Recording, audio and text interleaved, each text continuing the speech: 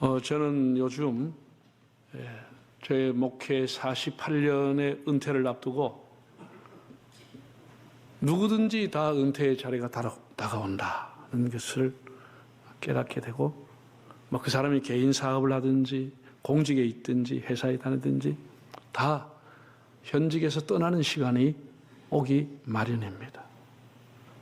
그와 마찬가지로 우리 인생의 마지막 시간인 죽음도 이렇게 반드시 찾아온다는 생각을 하게 됩니다.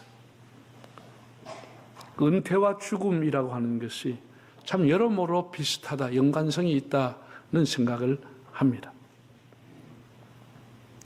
죽음은 누구에게나 반드시 찾아옵니다. 환영하지 않아도 닥치게 됩니다. 어두운 밤이 쉬 오듯이 우리 인생의 직분을 다하고 현직에서 떠나고 삶이 다하고 호흡이 다하고 하나님 앞에 가는 날이 오게 됩니다. 그러므로 우리가 살아있는 이 하루하루가 소중한 겁니다. 하루하루를 감사하게 보내려고 힘을 써야 합니다. 앞으로 과학이 어느 정도까지 발달할지는 모르겠습니다. 저희 세대 사람들은 굉장히 충격적인 이 변화의 삶을 살아가는데 정말 따라가기가 힘듭니다. 농경사회는 1000년이든 2000년이든 문화가 별로 바뀌지 않았습니다. 그냥 할아버지가 농사 짓는 대로, 아버지가 농사하는 대로 그대로 하면 별로 차이가 없었습니다. 지금은 이 3차 산업이 이미 4차 산업으로 넘어가고 이제 멀지 않아 다시 우리가 전혀 알지 못했던 새로운 AI 시대, 5차 산업의 시대가 오면은 세상은 또다시 한번 바뀌어집니다. 저는 메일을 거의 사용하지 않아요. 한 주일에 한 번 열어볼 때도 있고 어떨 때는 한 달 동안 안 열어봐도 이상 없어요. 메일이라고 하는 것은 저에게는 업무적으로 누가 메일 열어보라 그러면 열어보는 것이지, 제가 거기에 글 쓸 일도 별로 없고 그걸 가지고 하지 않아요. 근데 지금 직장생활은 30, 40대 이 젊은 사람들은 그것은 업무용이 아니고 생필품이 되어 있습니다. 그걸 안 하면 회사의 생존 자체가 어렵게 되어 있어요. 모든 걸 다 메일로 하니까. 과거에는 군대 가면 장교들한테 다 배웠습니다. 물론 제식훈련은 배워야 되겠지만 너무나 세월이 바뀌기 때문에 장교들이 군에 입대한 2등병, 1등병한테 배워야 되는 세상입니다. 우리 사회의 모든 것이 젊은 사람한테 배워야 겨우 흉내내고 따라갈 정도로 어렵게 돼 있습니다. 우리 그런 시대적인 생각을 해야 되고, 나이가 많은 사람들이 다 주도한다. 그건 얼마 가지 못해서 그 단체는 쇠하게 됩니다. 이렇게 빠르게 변화되는 세상에는 젊은 사람들의 생각을 많이 수용하는 게 좋겠다. 저는 그런 생각을 합니다. 죽음은 누구에게 다 찾아와요.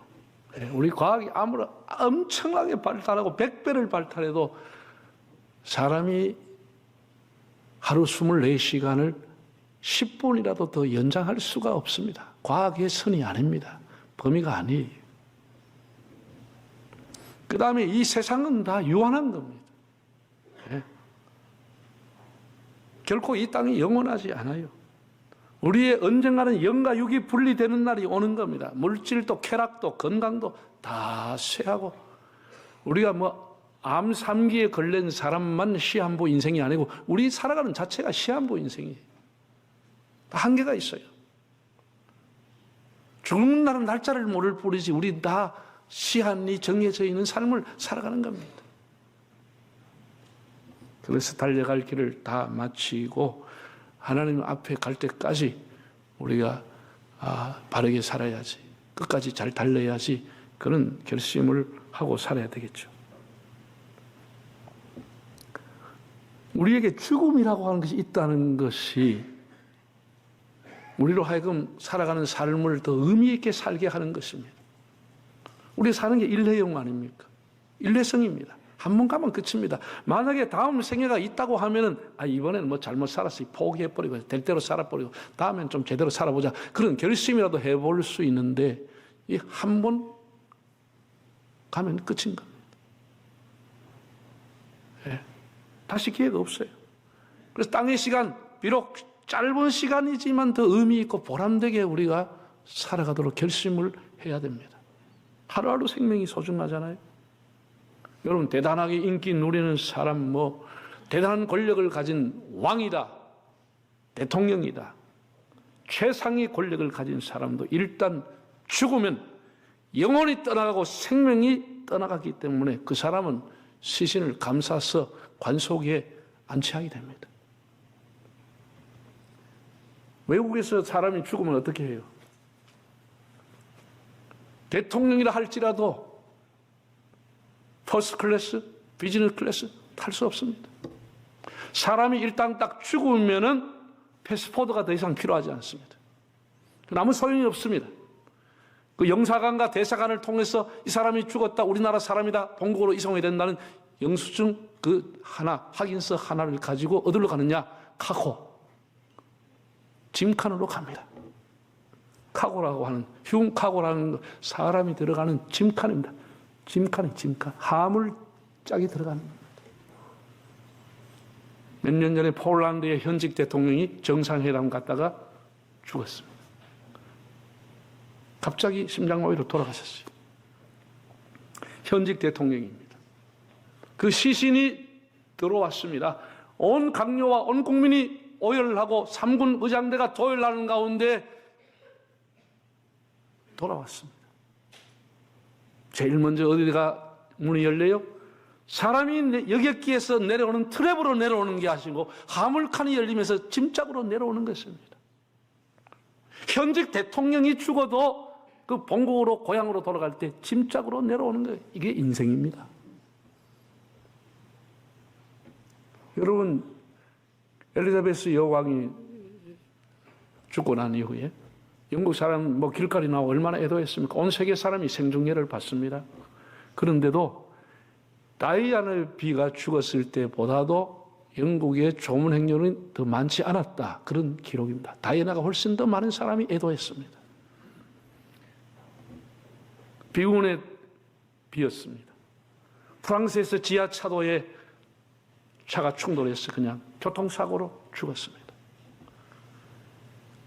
영국 사람들이 눈물 흘리면서 애도했습니다. 프랑스에서 그 다이아나 비의 시신이 돌아오는 날 많은 사람이 공항에 나갔습니다. 다이아나가 어디서 나왔을까요? 관 속에서, 관에서, 화물 짐짝에서 나왔습니다. 그게 인생이에요. 사람이 영혼이 있기 때문에 귀한 것이지, 영혼이 떠나고 죽음이 오면 그 사람은 짐칸에 불과한 것입니다. 짐짝에 불과합니다. 화물입니다. 물건이에요. 사람이 호흡이 있어야 그 사람 나이가 많든지 어리든지 많이 배웠든지 못 배웠든지 재산이 있든지 없든지 그 사람은 다 이코노미 속에 가든지 비즈니스 속에 가든지 여객기 속에 들어갈 수 있습니다. 살아있는 사람은 짐칸 치고 뭐 하죠? 그래 아무리 대단한 죽으면 다 짐짝으로 분류되는 겁니다. 우리가 사람 대우 받는 것 내 안에 영혼이기 때문에 가능한 겁니다. 영혼이 떠나면 그 사람은 짐짝이에요. 여러분, 사람이 돌아가시면 대단한 차가 와요. 리무진이라고 하는 거. 여러분도 안 타봤을 거고 저도 안 타봤습니다. 검은 버스처럼 기차처럼 기다란 리무진이 와요. 그 리무진 상주하고 같이 탄도 아세요? 상주하고 리무진의 관하고는 딱 중간에 가로막혀 있습니다. 뒤에는 다 짐칸이에요. 짐짝을 갖다 놓는 것이에요. 앞에 상주가 타는 거예요. 40승 버스 뻗쩍뻗쩍하게 나와도 그 버스의 안에는 사람이 타고 그 짐칸 속에 시신이 관이 들어가는 겁니다. 같이 않아요. 아니 구별되어 있어요. 우리 사람이 생명이 있다는 게 얼마나 귀하고 그 생명의 핵심은 영혼이 있다는 것이에요. 그래서 사람이 귀한 것이에요. 귀한 것이에요. 그래서 우리 하루하루 살아가는 게 얼마나 귀한 것이고 우리 삶이 천국 가는 순례자가 돼서 저 멀리 배는 시온성을 보면서 나아가는 삶이 될 수 있기 바랍니다. 오늘 성찬상 앞에서 예수님의 육체의 죽음, 십자가의 죽음의 의미를 한 번 더 생각해 보려고 합니다. 예수님이 꼭 피를 흘려야만 했을까? 죽어야만 했을까? 왜 예수님은 오늘 본문에서 만찬상에서 이것은 너희를 위하여 흘리는 나의 피, 언약의 피, 언약이라고 하는 말씀을 했을까를 생각해 보겠습니다. 하나님께서는 출애굽시 시내산에서 이스라엘 백성과 언약을 맺으셨습니다.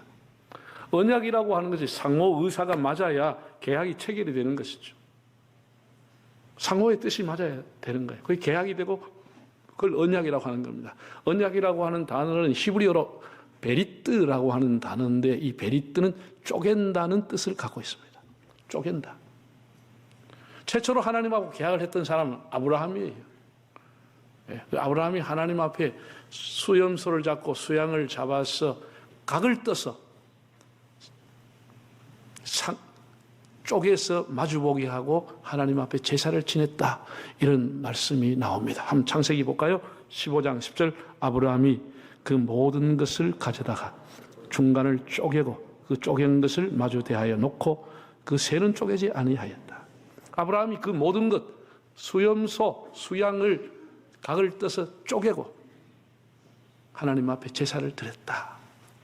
하나님하고 언약을 맺었다. 그런 얘기입니다.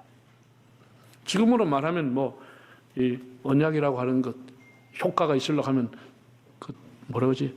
인감 도장을 찍어야 책임 있고 효과가 있는 거 아니에요? 인감 도장을 찍었다 그 얘기입니다.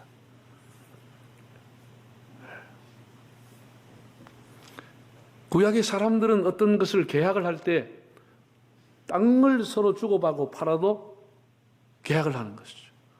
그때 양을 잡아서 각을 떠서 양쪽을 쪼개서 벌려놓고 그 사이로 두 사람이 지나갔습니다. 그 지나가게 됨으로써 쪼갠 재물 사이를 지나가게 됨으로써 우리 사이의 계약은 성립됐다. 그런 의미입니다. 그럼 계약을 위반하면 어떻게 되죠? 지금도 사람이 언약해놓고 약속해놓고 계약을 위반하면 어때요? 쪼개집니다. 그 사람의 신용이 쪼개집니다. 그 사람하고 관계 다 쪼개지고 깨져버립니다. 부부도 깨지고 쪼개집니다. 고발하든지 교도소 가든지 인생이 파탄나고 쪼개져 버립니다. 지금도 계약하면 다 쪼개지는 거예요.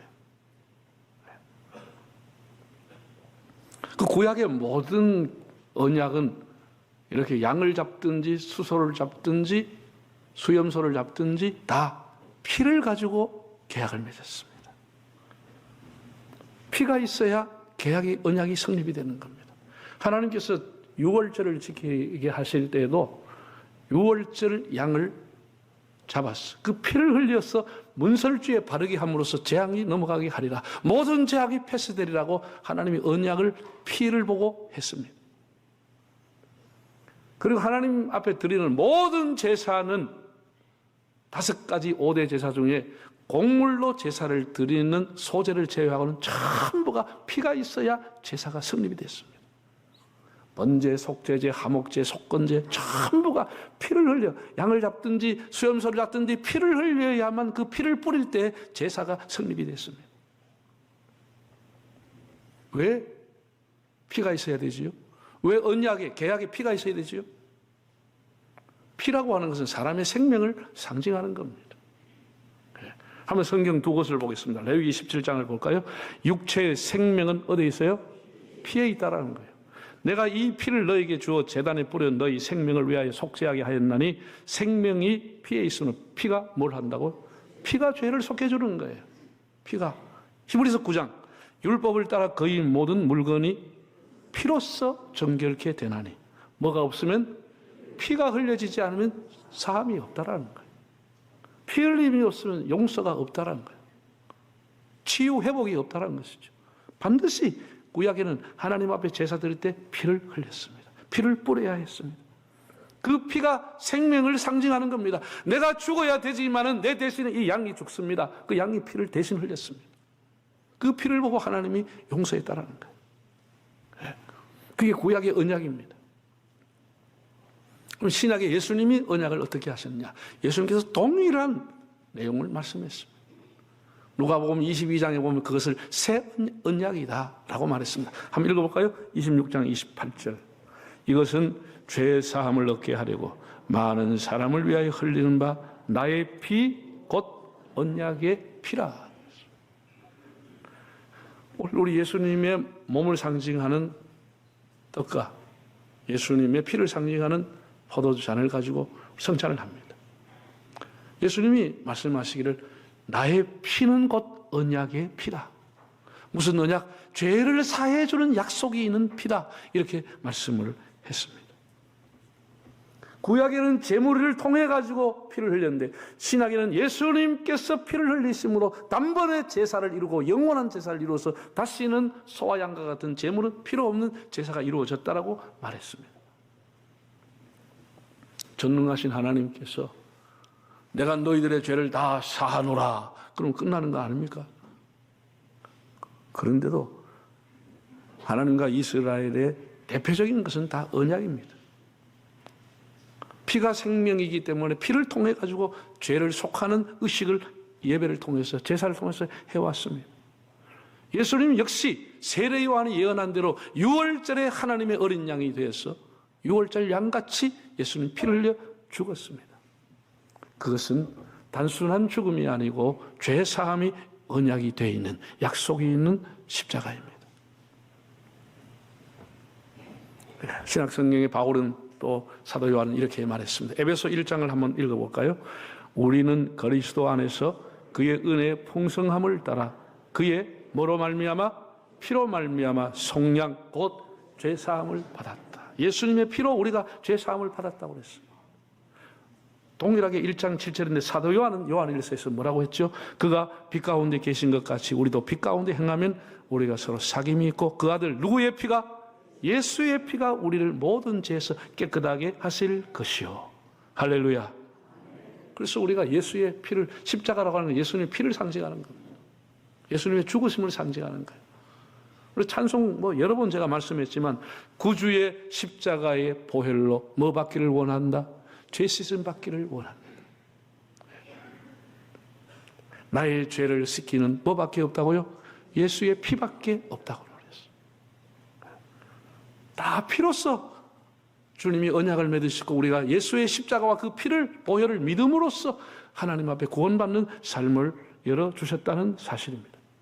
참 묘하게 하나님께서 3,500년 전 모세를 통해서 구체적으로 피의 언약을 줬습니다. 피는 사람의 생명을 상징하는 것이고 그 피가 너희들의 죄를 사하는 것이라고 말씀을 하셨는데 온 세계에 속죄가는 죄를 속하는 죄사법이 비록 이방인들도 다 비슷했습니다. 다 피를 통해서 용서받았습니다. 1300년 저 멕시코의 한 지역에서 유행병과 전염병이 돌았습니다. 많은 사람이 죽어갈 때 신의 진노라고 생각했던 사람들이 모여가지고 속죄의 제사를 드렸습니다. 한 청년을 마을에 선택해서 얼마 동안 잘 먹이고 마침내 옷을 벗기고 온몸에 흰색과 파란색, 붉은색의 페인트를 칠해가지고 그를 묶어 제단 높은 곳에 매달았습니다. 마을 사람들이 나와서 지나가면서 나의 죄를 가져가시오, 나의 질병도 가져가시오, 우리 집안의 재앙도 가져가시오 이렇게 하고 난 이후에 그 청년이 결국은 죽고 그의 피를 제단에 뿌렸습니다. 고대 아테네, 이집트, 아프리카 곳곳에서 피를 뿌리거나 피를 바름으로써 속죄의식을 행하고 있습니다. 여러분 지금도 TV를 보세요. 정말 문화와 동떨어져 살던 아프리카 원주민들, 브라질 원주민들, 아마존 주변에 사는 사람, 인도네시아의 섬에 살아가는 원주민들을 보세요. 그게 닭이나 오리나 양을 잡아서 반드시 짐승의 피를 뿌리면서 재앙이 물러가는 제사의식을 하고 있습니다. 온 세계가 다 속죄가는 피와 연관이 되어 있습니다. 사람들은 피 냄새를 역겨워하고 피 흘리는 것을 싫어하지만 속죄의식 속에는 반드시 피가 들어간다. 참 묘하지 않아요? 피가 뭐를 상징하기 때문에? 그 사람의 생명을 상징하기 때문에 생명을 상징하는 거예요. 단순히 생명만 산증하는 게 아니고 성경에 보면 속죄함을 의미한다. 피 흘림이 있어야 사함이 있다라고 언약을 했습니다. 예수님께서 십자가에서 피 흘려주심으로써 우리가 그 보혈의 은혜와 능력을 믿음으로써 하나님 앞에 구원받는 길을 열어주셨습니다. 여러분, 구약은 신약의 그림자이고 모형입니다. 예수님은 구약의 완성자로 오셨습니다. 예수님은 실체입니다. 더 이상 그림자가 아니고 모형이 아닙니다. 우리가 아파트를 분양하기 전에, 아파트 짓기 전에 뭘 먼저 짓죠? 네? 모델하우스를 먼저 지어놓죠. 그 모델하우스를 사람이 찾아갑니다. 분양하기 전에. 거기에 가서 이제 뭐 어떤 크기로 짓고, 어떤 평수는 이런 모양으로 만들고, 무슨 몰딩은 어떻게 하고, 인테리어는 어떻게 하고, 뭐 여기 들어가는 붙박이장은 어떻게 하고, 사이즈는 어떻게 되고, 화장실이 한두 개 있다, 세 개 있다, 다 이렇게 먼저 보여주잖아요. 재료는 뭐다. 이거를 보고 난 이후에 사람들이 분양을 하죠. 그리고 분양이 다 끝나면 어떻게 해요? 그 분양을 위해서 만들었던 홍보관은 철수하는 겁니다. 더 이상 필요하지 않는 겁니다. 예수님이 오시기 전에 구약의 모든 제도는 한마디로 모델하우스였습니다. 그림자였습니다. 모형이었습니다. 실체이신 예수님이 오심으로써 모델하우스는 다 철거되고 무너지고 예수님만이 우리에게 구원자가 되고 그가 만든 제도만이 하나님 앞에 가게 하는 것입니다. 다른 건 필요하지 않아요. 다른 건 필요하지 않아요. 보혈을 지나 하나님 품으로, 보혈을 지나 아버지 품으로, 예수님의 보혈로 쪼개진 그 길로 우리 하나님 앞에 가는 것입니다. 그것이 예수님과 우리가 맺은 새로운 언약인 것입니다. 예수님 몸을 쪼갰습니다. 그 쪼갠 사이로 우리가 그 보혈을 의지해서 하나님 앞에 가는 것입니다. 더 이상의 소를 잡거나 더 이상의 양을 잡을 필요가 없이 실체이고 완성자이신 예수님이 오신 것입니다. 제가 늘 말씀을 드리지만은 여러분, 구약이든지 신약이든지 성경을 짜고 짜면 뭐가 나와요? 피가 나옵니다. 성경을 짜면은 피가 나옵니다. 이것을 모르면 그 사람 복음의 근처에도 못 간 것입니다. 제가 오늘 여러분에게 짧게 설명했지만 이것이 복음의 핵심입니다. 구원의 핵심입니다. 여러분이 도덕적으로 깨끗하게 산다, 양심적으로 살아왔다고 해서 그것이 여러분의 죄를 속할 수 있는 능력이 있는 게 아닙니다. 우리가 어떤 억만가지 죄를 짓든지 죄를 안 짓든지를 떠나서 예수님의 보혈만이 우리를 맑게 씻고 하나님 앞에 설 수 있는 능력이 되는 겁니다. 그것이 구원입니다. 몸버려 피 흘려주신 주님의 십자가를 오늘 묵상하면서 유한한 인생, 그렇지만 하루하루가 소중한 삶, 내 생명, 내 영혼이 소중함을 다시 깨닫고 내 육신이 어느 날 짐칸 화목한 땅 속에 들어가기 전까지 비록 시한부 인생이지만 달려갈 길을 믿음을 지키고 남은 생애를 살아가고 하루하루의 우리의 삶이 보람되고 의미 있는 값진 삶을 살아가시는 여러분들이 되시기를 바랍니다.